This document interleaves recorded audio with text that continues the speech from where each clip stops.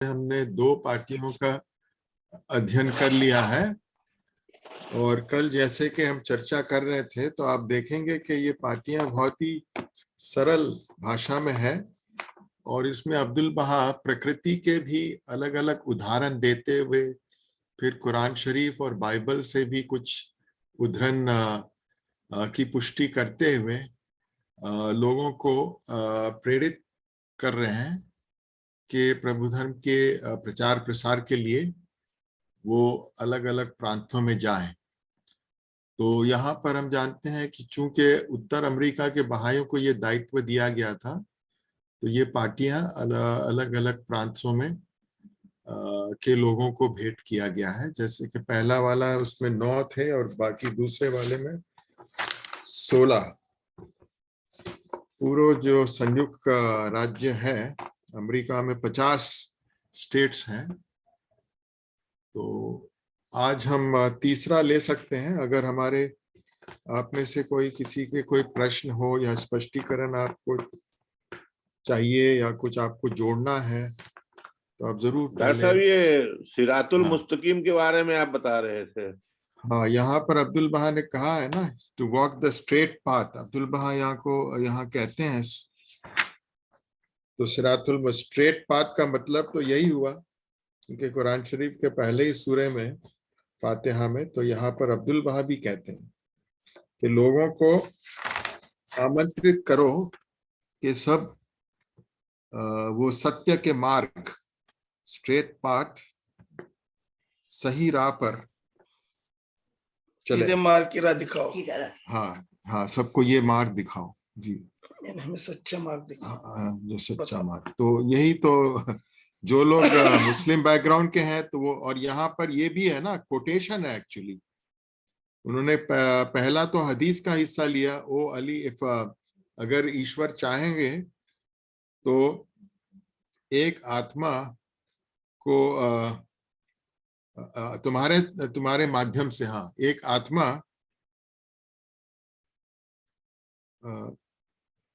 को प्रभु धर्म में, यानी उनको सत्य का संदेश देने का जो आपको श्रेय मिलता है वो इस संसार की सभी धन संपत्ति से भी अधिक गुना ज्यादा है।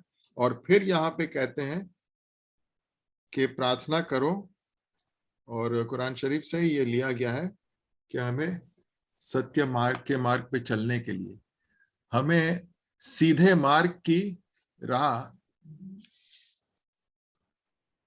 दिखाते हैं, दिखाओ सीधी मार्ग। और यहाँ पे वो उसका फुट नोट भी दिया हुआ है, सो इट इज, तो दिस इज द सिरातुल मुस्तकीम। तो हम यही करते हैं ना, जब भी हम प्रचार प्रसार या शिक्षण का कार्य करते हैं तो सत्य का मार्ग तो यही हुआ ना कि जो इस युग के इस अवतार ने जो मार्ग हमें दिखाया है, जो मार्ग पे हमें चलने के लिए उन्होंने प्रेरित किया है, और इसी मार्ग पे चलते चलते ही हजारों की संख्या में लोगों ने अपने प्राण की आहुति की है या अपना कुर्बानी दी है, और दिन रात लाखों या की संख्या में बहाई भी सब कुछ त्याग करके परिश्रम भी कर रहे हैं। तो विश्व न्याय मंदिर भी हमें योजनाबद्ध इस कार्य को कैसे हम अच्छी तरीके से कर सकें सुचारू रूप से, और अलग अलग उपलब्धियां जो प्राप्त होती है, फिर इसमें हर व्यक्ति जो इस सेवा के पथ में आते हैं तो अगर निष्ठा से अपनी सेवा करता है तो ईश्वर का अनुग्रह, अनुकंपा और उनका आशीष उन्हें प्राप्त होता है। और आप लोग ने, हम लोग सब ने भी अनुभव किया है, जब भी हम शिक्षण के क्षेत्र में कभी कभी हमें अवश्य ही महसूस होता है कि ईश्वर हमारी सहायता कर रहा है। कभी कुछ कठिनाई भी आती है या चुनौतियां भी आती है, तो हम जब प्रार्थना करते हैं और सच्चे मन से उन्मुख होते हैं। इसलिए जब मार्था रूट को पूछा गया था कि आप जहां भी जाते हैं इतनी सफलता कैसे आपको मिलती है, तो वो उन्होंने जवाब दिया कि मैं तो जानती हूं कि मैं खाली एक जरिया हूं, माध्यम हूं। तो मैं बहाउल्लाह से प्रार्थना करती हूँ कि बहाउल्लाह आप अपना काम कीजिए। मैं तो कोशिश कर रहा हूं कि मैं जितने भी पवित्र और शुद्धता अपने में ला सकती हूं मैं कोशिश कर रही हूं, लेकिन बाकी का काम तो आपको करना है। तो हृदय को आकर्षित करना, और पिछले कितने सालों से 178 साल अब पूरे होने आ रहे हैं भगवान बाप के घोषणा के समय से ये कार्य चल रहा है, लेकिन अभी तक हमें जो भी सफलताएं मिली है उसमें अभी बहुत कुछ और हमें करना है। डॉक्टर साहब, ये जो लोग जी मुस्लिम बैकग्राउंड के नहीं हैं, जी उनकी जानकारी के लिए अगर बता सकें हमें कि जैसे कोई भी नमाज पढ़ी जाती है तो नमाज में चाहे वो फजर हो, सुन्नत हो, नफिल हो, हर एक में एक रकात होती है। और जी जैसे कि सुबह 4 रकात, 8 रकात, असर तो कभी भी पढ़ी जाए, कितने कुल मिलाकर 5 और में 25-30 बार नमाज पढ़ी जाती है। तो जी हर नमाज में सूरह फातिहा जरूर पढ़ी जाती है जी और हाँ उसके साथ कुरान का एक हिस्सा पढ़ा जाता है, कोई दूसरी आयत पढ़ी जाती है। जी तो जो ये सूरह फातिहा है, ये जिसे कोई अलहम्दो कहते हैं, जी उसी में ये सिरातुल मुस्तकीम आता है, इहदिनस सिरातुल मुस्तकीम व सिरातुल लज़ीन। हाँ सुना तो इसमें ये मतलब हर बार सही राह, सीधी राह पर चलने की बात कही जाती है। इसका मतलब ये हुआ कि गलत राह भी है और झूठी राह भी है, गलत भी है, रास्ते हैं जिसपे कि न चले और सही राह पर ही चले। तो ये मुसलमानों के लिए तो बहुत जरूरी है सिरातुल मुस्तकीम। जी हाँ, और बहाइयों के लिए भी ये बताया गया है ना कि सही राह वो है जो इस अवतार की शिक्षाओं का पालन करके अगर हम अपना यथार्थ जीवन यापन करते हैं तो इसका मतलब हम सही राह पर है। क्योंकि ये जो सही राह है, हर युग में ईश्वर अपनी इच्छा अनुसार मानव जाति को दिखाना चाहते हैं कि सही राह क्या है।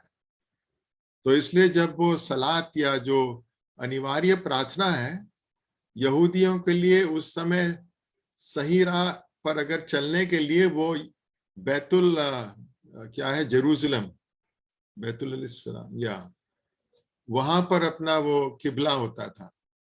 मुसलमानों के लिए मक्का है और बहाइयों के लिए अक्का, बहजी। और मैंने फिर डिस्कवर किया कि यहूदियों, ये जरतुश्तियों के लिए उन्होंने कहा कि हमारा किबला जहां पर हमारी जो आतिश है, क्योंकि वो आतिश परस्त है, उनके जो अग्यारी होते हैं फायर टेम्पल, तो हम उसकी तरफ उन्मुख होकर अपनी प्रार्थना अर्पित करते हैं। तो ये सही राह पे चलने का अर्थ, और ये परमात्मा की इच्छा अनुसार हर युग में आपको दिखाया जाता है। ऐसा नहीं है कि एक परमानेंट फिक्स है, क्योंकि परमात्मा के साथ जो हमारा संबंध है एक तो प्रेम का है, स्नेह और प्रेम और मोहब्बत का है, क्योंकि अब परमात्मा की तरफ से, अल्लाह की तरफ से उनकी मोहब्बत की बारिश बरसाई जाती है। और दूसरा है उनकी इच्छा। तो उनकी इच्छा हर युग में वो हमें प्रस्तुत करते हैं, प्रदान करते हैं। अगर वो नहीं करें, हम उसके बाद नहीं चलते हैं, तो फिर हम पथभ्रष्ट हो जाते हैं। तो ये हर वक्त याद दिलाया जाता है। इसलिए अनिवार्य प्रार्थना में भी तुझे जानने और तेरी आराधना करने हेतु तूने हमें उत्पन्न किया है, ये छोटी अनिवार्य प्रार्थना में ऐसा है। तो जानना और आराधना करना, और हर मानव को परमात्मा ने ये इच्छा शक्ति, विवेक, बुद्धि दिया है। तो हर मानव को अपने ही इच्छा से करना पड़ेगा। और हमारे बहाइयों की भी हर रोज की कोशिश है कि हम अधिक से अधिक कैसे जो भी इस अवतार बहाउल्लाह की इच्छा है समस्त मानव जाति के लिए और प्रत्येक व्यक्ति के लिए, उसके हिसाब से अपना जीवन यापन करने के लिए हम कैसे अपने आप को सक्षम बनाएं। तो इसी में हम देखते हैं कि परमात्मा की विधान भी जुड़ा है, प्रार्थना है, पवित्र लेखों का पाठ है, सेवा है इत्यादि बहुत सारी, और जितने भी दूसरे जो कानून हमारे पे लागू हैं। तो साथीगण, तो जब अब्दुल बहा यहाँ पर ये कहते हैं तो हमें सोचने के लिए बाध्य कर रहे हैं कि सीधे मार्ग पे चलना। तो चलिए आइए और भी हम देखेंगे। पार्टी नंबर 3 कौन पढ़ना चाहेंगे? जी साथीगण, आप में से, हाँ कौन? ठीक है, पढ़ता हूँ। हाँ जी। मध्यवर्ती राज्यों के बाहियों के नाम पाती। 29 मार्च 1916 को बहाजी स्थित भवन के बाहरी हिस्से में प्रकटित संयुक्त राज्य के 12 मध्यवर्ती राज्यों Michigan, Wisconsin, Illinois, Indiana, Ohio, Minnesota, Iowa, Missouri, North Dakota, Nebraska, Kansas के बाहियों को संबोधित। पहला, हे स्वर्गिक आत्माओं, हे आध्यात्मिक सभाओं, हे ईश्वरीय सम्मेलन। पिछले कुछ समय से पत्राचार में विलंब हुआ है और ऐसा पत्र भेजने और प्राप्त करने में मुश्किलों के कारण हुआ है, किंतु चूंकि मौजूदा समय में कई सुविधाएं उपलब्ध है, अतः मैं आपको ये संक्षिप्त पत्र लिखने बैठा हूं ताकि मेरा हृदय और मेरी आत्मा मित्रों के स्मरण से प्रफुल्लित और सुवासित हो सके। ये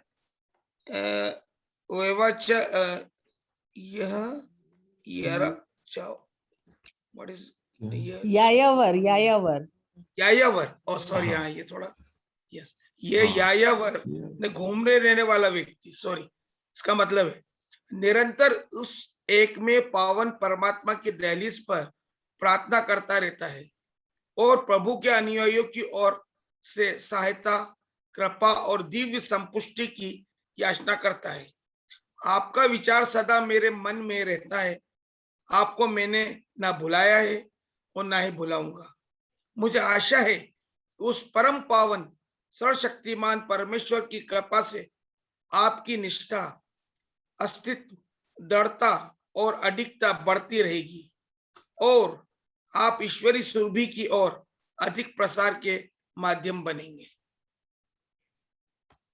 आगे कंटिन्यू करो। हाँ जी, हाँ पढ़ लेते हैं पूरा। ईश्वर का गुणगान हो कि हालांकि इलिनॉस, विस्कोसिन, ओहियो, मिशिगन और मिनेसोटा राज्यों में ऐसे धर्म अनुयायी मौजूद हैं जो अत्यंत दृढ़ता और स्थिरता के साथ एक दूसरे के साथ सहयोग कर रहे हैं। दिन रात ईश्वरी सुरभि के प्रसार के सिवा उनका और कोई उद्देश्य नहीं है। स्वर्गिक शिक्षाओं को आगे बढ़ने के अलावा उनकी और कोई आशा नहीं है। एक मोमबत्ती की तरह वे ईश्वर के प्रेम से, प्रकाश से प्रदीप्त है और कृतज्ञता से भरे पंछियों की तरह वे अपने गायन में व्यस्त हैं, ईश्वर के ज्ञान की गुलाब वाटिका में चेतना का संचार करते हुए, आनंद भरते हुए। किंतु Indiana, Iowa, Missouri, North Dakota, south Dakota, Nebraska और कैंसास में बहुत थोड़े से अनुयायी है। अभी तक इन राज्यों में प्रभु साम्राज्य के आह्वान और मानव जगत की एकता की घोषणा का कार्य सुव्यवस्थित और उत्साहपूर्ण तरीके से नहीं किया जा सका है। आशीर्वादित आत्माओं और प्रभु धर्म में के अनासक्त संदेशवाहकों ने अभी तक इन क्षेत्रों को बारंबार यात्राएं नहीं की, अतः ये राज्य अभी भी उपेक्षित है। ईश्वर की सखाओं के प्रयास से इन राज्यों में भी लोगों की आत्माओं को ईश्वर के प्रेम की अग्नि से प्रदीप्त किया जाना चाहिए और इन्हें ईश्वर के साम्राज्य की ओर आकर्षित किया जाना चाहिए ताकि वे लोग भी प्रकाशित हो सके और आत्मा को प्रफुल्लित करने वाली प्रभु साम्राज्य की गुलाब वाटिका की बयारे वहां के निवासियों के नासिका रंध्रों को सुवास से भर सके। अतः ये संभव हो तो इन क्षेत्रों में ऐसे संदेशवाहकों को भेजे जो ईश्वर के सिवा अन्य सब से अनासक्त हो, पवित्र और पावन हो। यदि ये संदेशवाहक अत्यंत सक्षम चुंबक बनेंगे तो कुछ ही समय में बड़े परिणाम देखने को मिलेंगे। प्रभु साम्राज्य के पुत्रों की तुलना वास्तविक किसानों से की जाती सकती है। वे जिस किसी गांव या प्रांत से गुजरते हैं, आत्म त्याग की भावना झलकाते हैं और दिव्य बीज बोते हैं। उस बीज से फसल उगती है।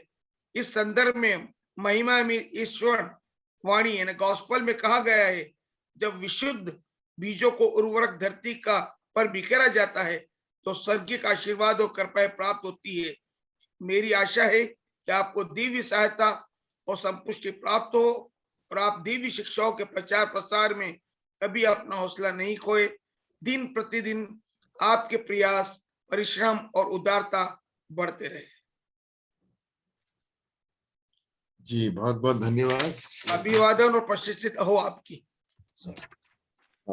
जी तो बहुत बहुत धन्यवाद अनुज। हाँ, तो ये जो तीसरी पार्टी है आशिक, हाँ श्री आशिक जी, आवाज, थैंक यू। राइट मिस्टर आशिक जी। तो प्रिय साथीगण, ये तीसरी पार्टी जो आपने अभी सुना, ये मध्यम, तो अमेरिका का जो मध्यम राज्य है उसमें ये सारे स्टेट्स आ जाते हैं। सो जैसे मिशिगन है, विस्कॉन्सिन है, इलिनॉय है, इंडियाना है, ओहायो है, मिनीसोटा है, Iowa, Missouri, north Dakota, south Dakota. क्या हिंदी में यहाँ पर उत्तर डकोटा, नॉर्थ डकोटा था? हाँ, और नेब्रास्का, तो इसका मतलब साउथ डकोटा इसमें मिस हो गया है। हिंदी ट्रांसलेशन में नॉर्थ डकोटा है लेकिन साउथ नहीं आया। नेब्रास्का के पहले पैराग्राफ में नाम है, हाँ नीचे में है, लेकिन ऊपर में अनुवाद में छूट गया है।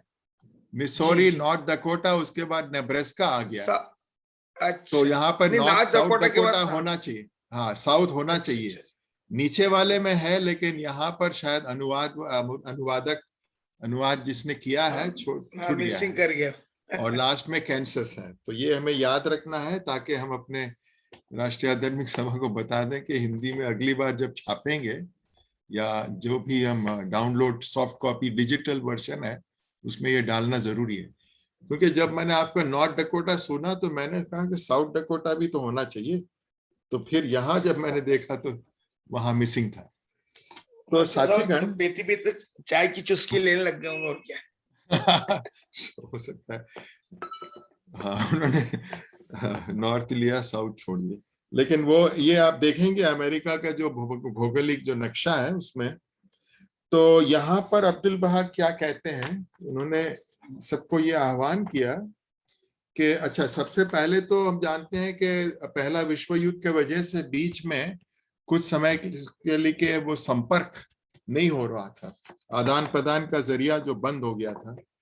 फिर जब फिर से सुविधा आरंभ हुई तो अब्दुल बहा ने शीघ्र ही ये तीसरी पार्टी मध्यम राज्य के मित्रों को भेंट किया। और इसमें भी कितने सुंदर शब्दों में अब्दुल बहा उन्हें समझाते हैं, बताते हैं, और खास करके कहते हैं कि उनमें ये 4 चीज होना बहुत जरूरी है: निष्ठा, आश्वस्तता, दृढ़ता और अडिगता। That is faith, assurance, firmness and steadfastness. ये हाँ, यहाँ पर ये 4 है ना, निष्ठा है, आश्रित, दृढ़ता और अडिगता। तो कोई भी अगर सेवक, बहा का सेवक में अगर ये 4 चीज है, ये 4 गुण, तो अवश्य ही वो सफल होंगे। और हमने देखा भी है, प्रसिद्ध से प्रसिद्ध और जाने माने महान बहाई सेवकों के उसमें ये चीज हमने देखी है। और बहुत सारे लोग तो इसी के आधार पर अपनी जान भी गंवाई है। और वो लोग हर प्रकार के चुनौतियां और विरोधाभास परिस्थिति का भी सामना किया है। तो ये आप देखेंगे कि बार बार हर पार्टी में कुछ न कुछ गुण है, और कुछ पार्टियों में फिर प्रार्थनाएं भी है। अभी तक हमने जो 3 पार्टी अध्ययन की, इसमें अब्दुल बहा ने कोई प्रार्थना नहीं जोड़ी है, लेकिन बाद वाले में आप देखेंगे कि सेवा के लिए वो हमें पार्टी भी भेंट यानी प्रार्थना भी भेंट करते हैं। और फिर यहाँ पे जो एक शब्द था, क्या है, यायावर, यस, इंग्लिश में बहुत अच्छा है, क्योंकि अब्दुल बहा अपने बारे में ही कहते हैं, कॉन्टिन्यूअली दिस वंडरर सप्लिकेट्स एंड एंट्रीट्स। क्योंकि अब्दुल बहा हर वक्त भ्रमण, वो स्थिर नहीं बैठना चाहते थे, क्योंकि हर वक्त वो चिंतित थे कि मैं कैसे बहाउल्लाह की शिक्षाओं को जन जन तक पहुंचाऊं और जल्द से जल्द। तो अपने आप को उन्होंने इस तरीके से बताया कि घूमते रहने वाला व्यक्ति। तो हम ये भी चीज देखते हैं कि जो भी एक बहाई जो बहुत ही इच्छुक, हम सब बहुत इच्छुक होते हैं कि काश हर रोज हमें कोई ना कोई ऐसा व्यक्ति मिले जिससे हम बहाउल्लाह का संदेश उसको बांट सकें। तो मानसिक दृष्टि से भी हम चिंतित होते हैं, और फिर जब भी अवसर मिलता है और दूर दूर कोने तक हम जाते हैं, कभी कभी बहुत परिश्रम करके भी। उद्देश्य हमारा यही है कि काश हमें कोई ऐसा जिज्ञासु मिल जाए जो बहाउल्लाह के शरण में आ जाएगा, क्योंकि हम सब जरिए हैं। और अगर हमारे में ये गुण होंगे तो अवश्य हम। फिर अब्दुल बहा कहते हैं कि ये जो राज्य है, यहाँ पर अभी अधिक से अधिक लोग को कुछ पता नहीं है, और ये प्रभु के साम्राज्य में प्रवेश करने से वंचित रह गए हैं। और इतने सुंदर शब्दों में आप और फिर से प्रकृति के ही उदाहरण को, कभी पक्षी के गीत, तो कभी किसान की जो सेवा है बीज बोने का। तो इस तरीके से ये उदाहरण भी हमें बार बार बहुत ही अच्छी तरीके से समझ आता है। कभी ऐसे सुगंध, रोज गार्डन यानी गुलाब के वाटिका में, गुलाब के वाटिका से जो एक मधुर हवा, जो वायु, जो क्या है उसका नजारा, और उसके साथ साथ जो लहर, ब्रीज को है। तो इस तरीके से उदाहरण देते हुए अब्दुल बहा हमें प्रोत्साहित कर रहे हैं, और अमेरिका के ही वहां पे मित्रों को आमंत्रित कर रहे हैं कि इन राज्यों में भी जाके प्रभु धर्म का संदेश सबको दे। और फिर एक और 2 गुण यहाँ पे है कि हर शिक्षण के क्षेत्र में जो व्यक्ति आता है उनको शुद्धता और पवित्रता के भी गुण जोड़े हैं, कि इस प्रकार के अगर शिक्षक होंगे तो अवश्य ही वो लोगों को आकर्षित कर पाएंगे।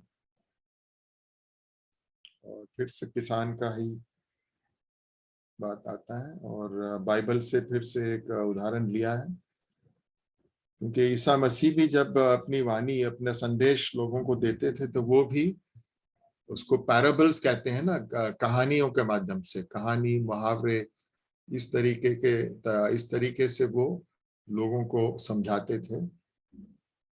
और उनके जितने भी अनुयायीगण हैं वो लोग धीरे धीरे अलग अलग प्रांतों में जाके ये बीज बोना हमारा काम है, लेकिन उसका हार्वेस्टिंग, उसका जो ये बीज का क्या होता है, क्या है, व्हाट इज द वर्ड, वो हार्वेस्टिंग, जब एक समय आता है ना जब हम फसल नहीं, हार्वेस्ट, कटाई फसल कटाई कटाई, हाँ, कटाई करके जो सारा जो अन्न जो जो ये पैदा होता है, हाँ, उसको कटाई, उसको क्या है, बसंत काल में होता है। सो द हार्वेस्टिंग टाइम, कई जगह पर हम लोग देखेंगे कि मानव जाति के संस्कृति में भी जब कटाई का टाइम आता है तो वो एक बहुत ही उत्सव का टाइम भी होता है। सो अभी हमारा वो नहीं करना है, अभी तो हमें सिर्फ बीज बोए जाना है हर वक्त। फिर हमें पता नहीं है कि कुछ बीज ऐसे हृदय में जाके गिरेंगे कि वो बहाउल्लाह के शरण में आएंगे, बहाउल्लाह के बड़े माने अधिक से अधिक सेवादार बन सकते हैं। कुछ अगर ऐसे में जाते हैं तो वो पानी में बह जाएंगे, कुछ वो रेगिस्तान के जैसे, इस तरीके से भी उदाहरण हमें दिए गए हैं। तो इसलिए अभी भी ये जो काल है, ये जो समय का है, उसमें हमें बीज बोने का समय है। और जितना ज्यादा दूर दूर हम फैलाएंगे और फिर हम प्रार्थना भी करेंगे और इच्छा करेंगे कि बहाउल्लाह जहां जहां भी हमने बीज बोए हैं वहां कुछ ऐसे भी लोग आ जाएं। तो इसका भी हम एक शिक्षण के साथ एक उदाहरण के रूप में लेते हैं। और फिर लास्ट लाइन भी बहुत जरूरी है कि हमें कभी भी निराश न होना चाहिए। दिव्य शिक्षाओं के प्रचार प्रसार में कभी अपना हौसला नहीं खोए। दिन प्रतिदिन आपके प्रयास, परिश्रम और उदारता बढ़ते रहे। ये अब्दुल बहा की कामना है।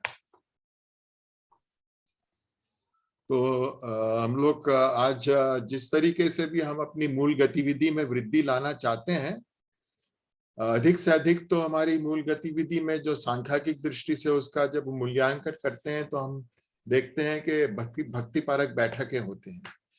और जो अभी हमने सिस्टम हमारे को बताया गया है, ग्रुप्स ऑफ फैमिलीज, हम परिवारों को संगठित करके अलग अलग क्षेत्र में, अलग अलग मोहल्ले में उन्हें हम प्रोत्साहित करते हैं कि आप ये दायित्व लीजिए और निरंतर भक्ति पारक बैठक। और भक्ति पारक बैठक जैसे शुरू होता है उसके बाद देखते हैं कि परिवारों में बच्चे हैं तो बच्चों के लिए नैतिक कक्षाओं का आरंभ करते हैं। फिर अगर किशोर होते हैं तो किशोरों के सशक्तिकरण के लिए कार्य शुरू करते हैं। फिर बड़ों को हम प्रोत्साहित करते हैं कि ठीक है, आप प्रार्थना की वंदना में आते हैं लेकिन साथ साथ आप अध्ययनविद कक्षा भी आप उसमें भी भाग लीजिए। तो रूही पाठ्यक्रम का सिलसिलेवार पहली पुस्तक से लेकर 7वीं तक हम कराने की कोशिश करते हैं। फिर हमें सब मार्गदर्शन मिला है कि हर अध्ययनविद कक्षा में जब पुस्तक का अध्ययन हम करते हैं तो 1 साल के अंदर वो पूरी 7 पुस्तक हमें पूरी कर लेनी चाहिए। तो ये सारा जो विश्वविद्यालय मंदिर की तरफ से जो मार्गदर्शन के हमारे पास उनके संदेश और पत्र आए हैं, दस्तावेज भी है, ये सब बातें बताई गई हैं। और फिर और भी बहुत सारी चीजें हैं। और जैसे जैसे सेवाएं बढ़ती जाएगी वैसे वैसे जटिलता भी आएगी, फिर साधन की भी आवश्यकता होगी। फिर ट्रेनिंग इंस्टीट्यूट्स जो है, प्रशिक्षण संस्थान जो है, उनकी तरफ से जो अभियानें चलाई जाती है वही हमारे विकास का एक ठोस इंजन के जैसे काम करता है। तो इसलिए हमारे जो 4 लाइन ऑफ एक्शन है उसमें सबसे पहला तो है प्रचार प्रसार का है, दूसरा क्षमता वृद्धि लाने के लिए प्रशिक्षण संस्थानें हैं, फिर तीसरा हमारे वो जो सामाजिक क्रियाएं जोड़ दी गई है, चौथा हमारे समाज में जो आवाजें उठाई जा रही है, पब्लिक डिस्कोर्सेस, उसमें कैसे हम अपनी बात भी जोड़ सकें। फिर धीरे धीरे और आप देखेंगे कि समुदाय निर्माण के काम में जटिलता बढ़ती जाएगी और जैसे जैसे इसमें और वृद्धि होती जाएगी वैसे वैसे हाउस ऑफ जस्टिस भी हमें मार्गदर्शित करते जाएंगे। तो आज का जो पूरा एक जो व्यवस्थित तरीके से सुचारू रूप से हम जो करते हैं वो सब पिछले 25 साल के दौरान हाउस ऑफ जस्टिस ने जिस तरीके से मार्गदर्शित किया है फिर एक मील के पत्थर के बाद दूसरे मील का पत्थर, तीसरे मील का पत्थर, फिर समुदाय निर्माण का है, फिर समाज निर्माण आ जाता है। तो 5000 जो भौगोलिक समुदाय है वहां पर हमें ये सब कार्य करना है। और जैसे जैसे ये कार्य अच्छी तरीके से होते जाएंगे तो फिर समाज के लोगों को भी लगेगा कि अरे इतने समय से हमें पता ही नहीं था कि ये बहाई समुदाय भी हमारे गांव में है या शहर में है, और ये लोग में देखो कितनी अच्छी तरीके से वो लोग अपनी सेवा देते हैं। उनमें जो एकता की भावना है, फिर सभी का आदर भी करते हैं, सभी धर्म की चर्चा भी करते हैं, और ये लोग कहते हैं कि जो भी हमारी शिक्षा है वो सब आप बहुत अच्छी तरीके से अवगत हैं। तो ये अभी हमको इसका जोड़ना है कि वर्तमान परिस्थिति जो विकास का है उसमें अब्दुल बहा की तरफ से जो मार्गदर्शन हमें यहाँ पर मिल रहा है उसको हमें ध्यान रखना है, क्योंकि शोगी अफेंदी और हाउस ऑफ जस्टिस इसी दिव्य पार्टियों से जो उन्हें आध्यात्मिक प्रेरणा जो प्राप्त हुई उसके आधार पर ही उन्होंने और उसको विस्तृत करके और उसको एक सिस्टम बनाया। तो आप देखेंगे आगे चलकर जब शोगी अफेंदी ने सुचारू रूप से योजनाएं हमें देना शुरू किया, तो जैसे यहाँ पे बताया गया कि इतने सारे राज्य में बहाई धर्म का कोई अनुयायी नहीं मिलता है, फिर कैसे शोगी अफेंदी ने अपना पहला 7 वर्ष योजना में कहा कि ठीक है हर अमेरिका के राज्य में कम से कम एक स्थानीय आध्यात्मिक सभा होनी चाहिए। तो उसके लिए उन्होंने आह्वान किया कि भ्रमण के लिए ट्रैवलिंग टीचर्स को आ सकता है तो आइए, पाइनियर्स अगर आ सकते हैं तो पाइनियर्स आइए, और उन्होंने लोगों को प्रोत्साहित किया ये कार्य को लेने के लिए। साथीगण, आपकी तरफ से भी कुछ प्रतिक्रिया हो तो आप जरूर आप साझा करें, क्योंकि मैं ही बोलते रहा। तो प्रयास प्रयत्न क्या है, 3 चीज, दिन प्रतिदिन आपकी प्रयास, आपका परिश्रम और उदारता बढ़ते रहे। आज भी हमारे अगर आपका क्लस्टर पहला मील का पत्थर पर है तो उसको दूसरे पे कैसे ले जाएंगे, तीसरे पे कैसे ले जाएंगे, समुदाय निर्माण के काम में वृद्धि कैसे लाएंगे। तो इसके लिए हमारे सलाहकार है, सहायक मंडल सदस्य हैं, राष्ट्रीय आध्यात्मिक सभा है, क्षेत्रीय और राज्य परिषदें हैं, स्थानीय आध्यात्मिक सभाएं हैं, फिर वो हमारी जो बहुत सारे फैसिलिटेटर्स, कोऑर्डिनेटर्स, फिर अनुप्रेरक, तो बहुत कुछ हाउस ऑफ जस्टिस के मैसेजेस में ये सब गाइडेंस दिया गया है। मैं देख रहा हूँ कि फिर से हमारा समय कम हो रहा है, लेकिन कोई साथीगण कुछ साझा करना चाहते हैं? डॉक्टर आपने बताया ये दृढ़ता और अधिकता जी, और शुद्धता और पवित्रता। हाँ, तो ये दोनों, इनको थोड़ा डिफाइन कर सकते हैं कि दृढ़ता और अधिकता में और शुद्धता और पवित्रता में कैसे हम फर्क करेंगे? अभी तो शायद नहीं कर पाएंगे। हाँ, तो अगली बार, हाँ, क्योंकि ये अब यहाँ अब्दुल बहा ने ये शब्दों को दोहराया है ना। एक तो निष्ठा है, निष्ठा तो ये है कि हमारी आस्था ईश्वर अवतार में, निष्ठा, फिर तो समझ में आता है, आश्रयता है, विश्वास हमारा पुख्ता हो, फिर दृढ़ता का मतलब हमें शिक्षाओं के बारे में अच्छी तरीके से पता हो। जैसे अभी इस क्लास के आधे घंटे या न पहले एक हमारे मित्र पटना से मेरे को फोन किया कि मैं बहुत समय पहले दिल्ली में रहता था और आपसे मैं मिलता था।